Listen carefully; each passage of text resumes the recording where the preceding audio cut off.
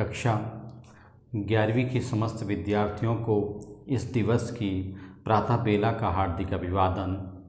आशा करता हूँ कि सारे विद्यार्थी अपने अपने घरों में कुशल पूर्वक से होंगे और वे इस कोरोना काल की विषम परिस्थिति में भी अपने ज्ञान में उत्तरोत्तर वृद्धि करते जा रहे होंगे।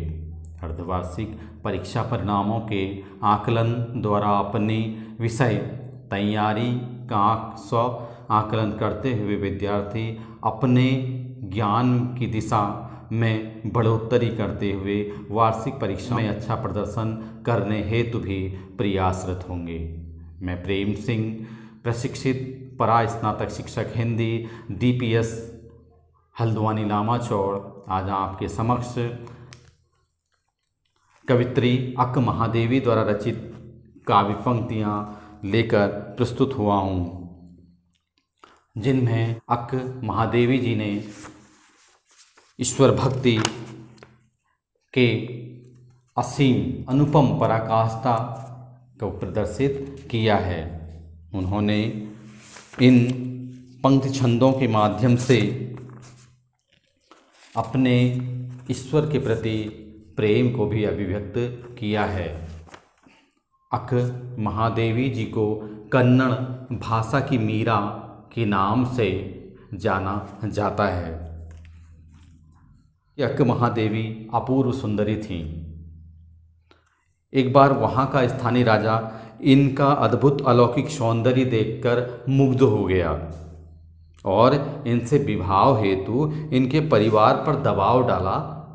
तब अक्क महादेवी ने विवाह के लिए राजा के सामने 3 शर्तें रखी। विवाह के बाद राजा ने उन शर्तों का पालन नहीं किया, इसलिए महादेवी ने उसी क्षण राज परिवार को छोड़ दिया और चन्न मल्लिकार्जुन अर्थात शिव की भक्ति करने लगी। वह भारतीय नारी के इतिहास की एक विलक्षण घटना बन गई, जिससे उनके विद्रोही चरित्र का पता चलता है।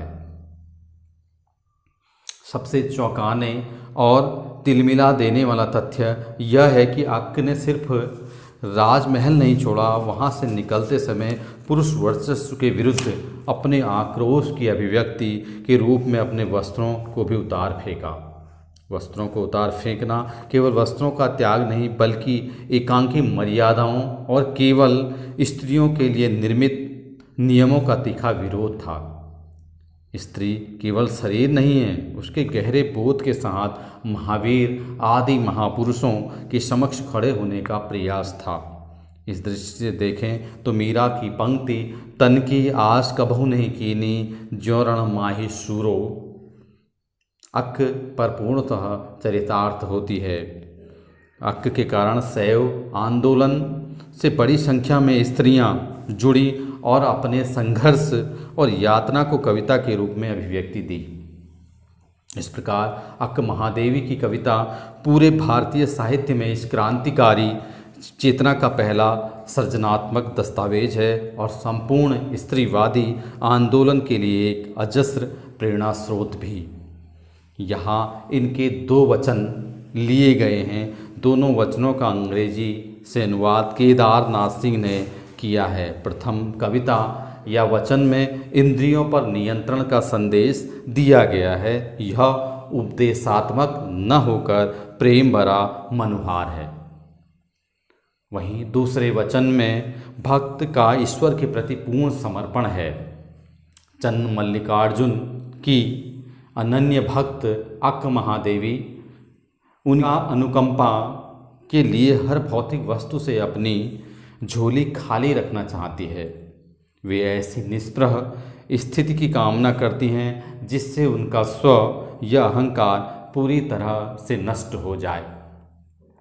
प्रायः देखने में आता है कि हम सभी यदि ईश्वर की भक्ति करते हैं तो कोई न कोई उसमें स्वार्थ होता है, लेकिन यहाँ कवयित्री अक्क महादेवी जी ने निस्वार्थ ईश्वर भक्ति का वर्णन प्रस्तुत किया है।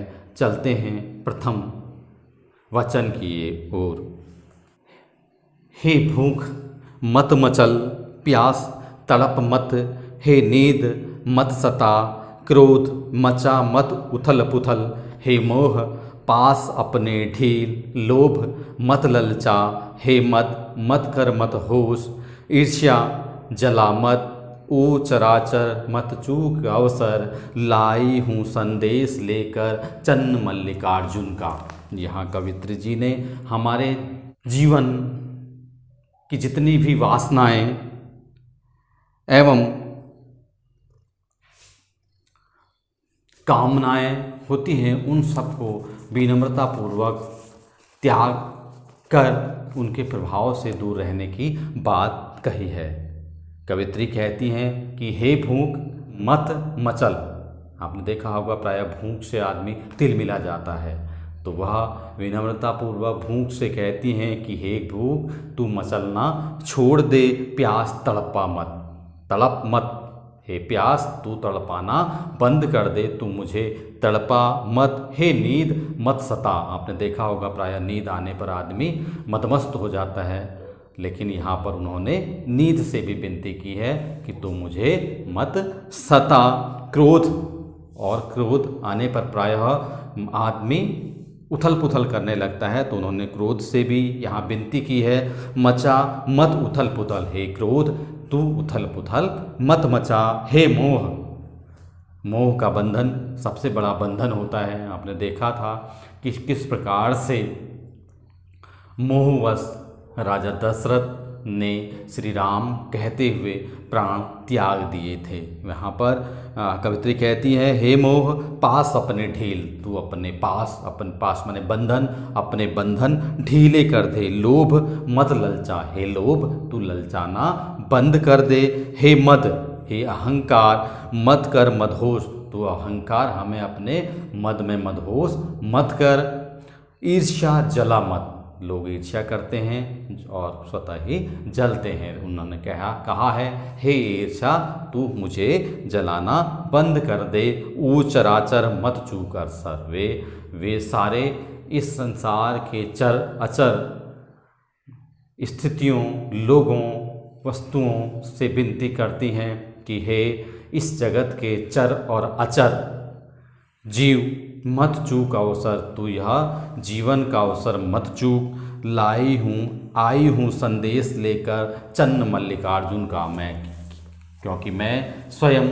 चन्न मल्लिकार्जुन अर्थात शिव का यह संदेश लेकर के आई हूँ कि तू शिव की भक्ति कर और इस सांसारिक बंधनों से सदैव के लिए मुक्त हो जा।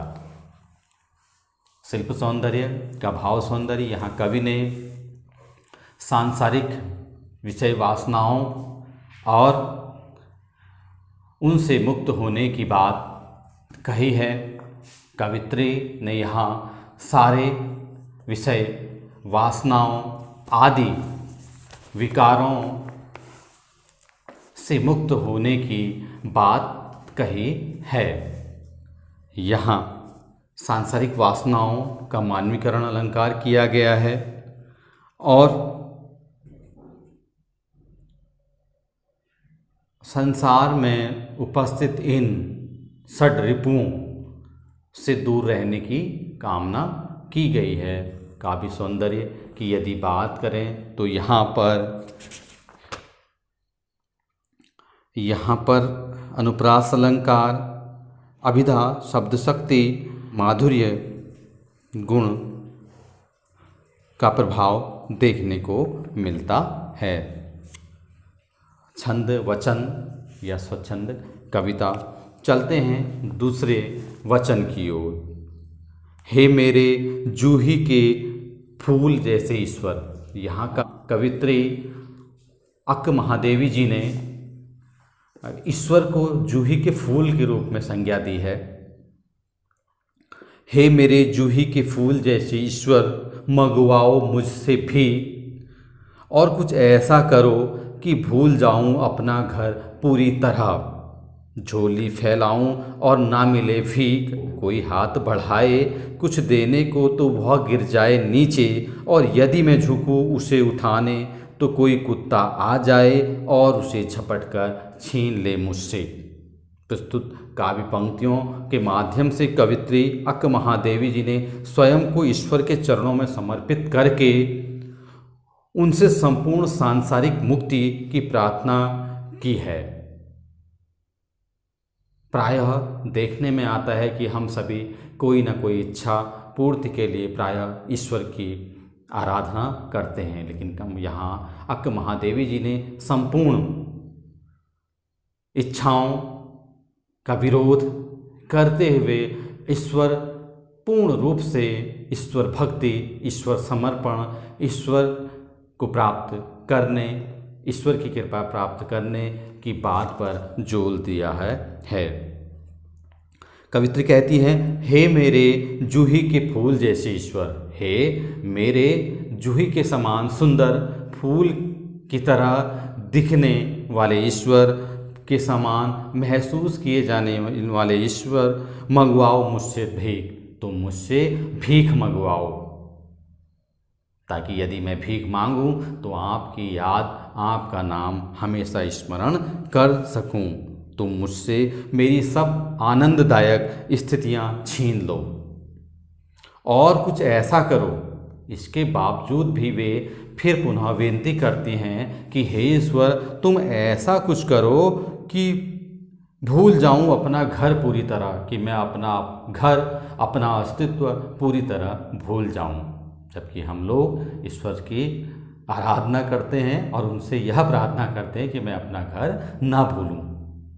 देखिए कितना समर्पण है, कितनी जीवन की नश्वरता को आत्मसात यहाँ कवित्री ने किया है।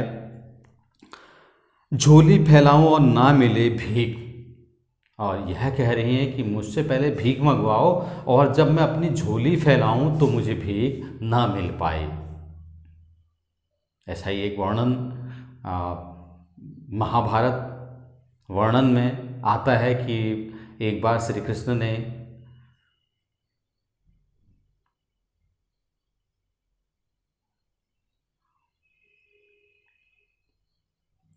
माता कुंती से पूछा था कि खुश होकर आप मुझसे कुछ मांगिए। उन्होंने कहा था कि आप मुझे इतना दुख दे दो कि मैं हमेशा दुखी रहूं। श्री कृष्ण भगवान ने पूछा कि ये क्या मांग रही हो, दुख, लोग सुख मांगते हैं और आप मुझसे दुख मांग रही हो। उन्होंने कहा नहीं, आप मुझे इतना दुख दीजिए ताकि मैं हर दुख के क्षणों में आपको याद करती रहूं। तो यह बात यहाँ पर भी स्पष्ट दिखाई देती है कि कह रही हैं कि झोली फैलाऊं और ना मिले मुझे भीख, मैं जिसके आगे भी झोली फैलाऊं मुझे भीख ना मिल पाए। इतना ही नहीं, कोई हाथ बढ़ाए कुछ देने को, यदि कोई किसी कारण से मुझे कुछ देने को हाथ भी आगे बढ़ाए तो वह गिर जाए नीचे, वह भीख भी उसकी नीचे गिर जाए, यानी कि मेरी झोली में ना आ पाए। जरा ध्यान दीजिए इन पंक्तियों को, कितनी विषम वेदना, ईश्वर के प्रति कितनी तड़प यहाँ पर महादेवी अक्क महादेवी जी ने दिखलाई है। और यदि मैं झुकूं उसे उठाने, उसके बावजूद भी यदि मैं उस भीख को उठाने के लिए झुकूं तो कोई कुत्ता आ जाए, और कोई कुत्ता आ जाए और वह उसको झपट कर छीन ले मुझसे, यानी कि वह कोई चीज़ मुझे दे भी तो वह कोई भी चीज़ मुझे ना मिल पाए, केवल आपके नाम का स्मरण ही मुझे रहे, अर्थात मेरा अस्तित्व ही समाप्त हो जाए, मेरा स्वयं ही गल जाए, आपकी पूरी तरह समर्पण, आपके प्रति मैं पूरी तरह समर्पित हो सकूं, आपकी पूरी कृपा दृष्टि मुझे मिल सके। यहाँ काव्य सौंदर्य कवित्री सांसारिक पदार्थों तथा भौतिक मोह को ईश्वर प्राप्ति के मार्ग का बड़ा कांटा मानती हैं। वह स्वयं को इतना लाचार कर देना चाहती हैं कि उसे केवल ईश्वर ही याद आए, जिससे कि वह प्रतिपल केवल उसे ही याद कर सके और अपने अस्तित्व को पूरी तरह भूल जाए। शिल्प सौंदर्य ईश्वर के लिए जूही का फूल सुंदर उपमा है। उपमा अलंकार का प्रयोग अपना घर यहाँ अहम भाव अहंकार का प्रतीक है। भीख न मिलने, झोली फैलाने, भीख नीचे गिरने, नीचे झुकने, कुत्ते द्वारा झपट लिए जाने के बिंब प्रभावशाली बन पड़े हैं। अनुप्रास अलंकार की छटा शांत रस या भक्ति रस का अद्भुत प्रभाव यहाँ देखने को मिला है। आशा करता हूँ कि सारे विद्यार्थी इन अक्क महादेवी जी के वचनों की भावाभिव्यक्ति को समझ चुके होंगे और वे अपनी लेखनी द्वारा इसे अपने वाक्यों में पिरोने में सक्षम हो चुके होंगे। इसी आशा से चलते हैं प्रश्न अभ्यास की ओर।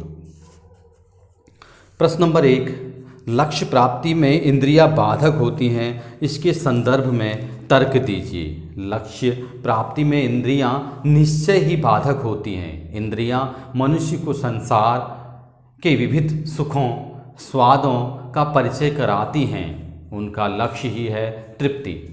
स्वयं को तृप्त करना। मनुष्य इंद्रिय सुख के फेर में पड़कर अपने वास्तविक लक्ष्य से भटक जाता है। यह इंद्रियां ही हैं जो स्वाद सुख देकर बहका देती हैं। ईश्वर प्राप्ति के मार्ग में इंद्रियां शत्रु का कार्य करती हैं। साधक की साधना इंद्रिय सुख के आकर्षण में उलझकर नष्ट हो जाती हैं। वह प्रभु की ओर उसे बढ़ने नहीं देती। प्रश्न नंबर 2, ओ चराचर मत चूक अवसर। इस पंक्ति का आशय स्पष्ट कीजिए। इस पंक्ति में कवित्री ने समस्त संसार को प्रेरणा दी है कि वह इस जीवन का लाभ उठाए। मानव जन्म ईश्वर की आराधना के लिए है। शिव कल्याणकर हैं, सभी उनकी आराधना करने लग जाएं। मानव जीवन दुर्लभ है, इसका लाभ सबको ही उठाना चाहिए। प्रश्न नंबर 3, ईश्वर के लिए किस दृष्टांत का प्रयोग किया गया है? ईश्वर और उसके साम्य का आधार बताइए। ईश्वर के लिए जूही के फूल का दृष्टांत दिया गया है। दोनों के गुणों के आधार पर कवित्री ने यह उदाहरण दिया है। जूही का फूल कोमल होता है, सुगंधित और प्रसन्नतादायक होता है। ईश्वर भी कोमल, हृदय, उदार, पवित्र और आनंददायक होता है। प्रश्न नंबर 4, अपना घर से क्या तात्पर्य है? इसे भूलने की बात क्यों कही गई है? अपना घर से तात्पर्य अपना स्वार्थमय संसार, अपना निजी जीवन, व्यक्तिगत सुख दुख और लाभ हानि। कवित्री इसे भूलने की बात इसलिए कह रही हैं क्योंकि वह मानती हैं कि जब तक मनुष्य अपने स्वार्थ के सांसारिक बंधनों को नहीं तोड़ता तब तक वह परमात्मा की ओर नहीं बढ़ सकता।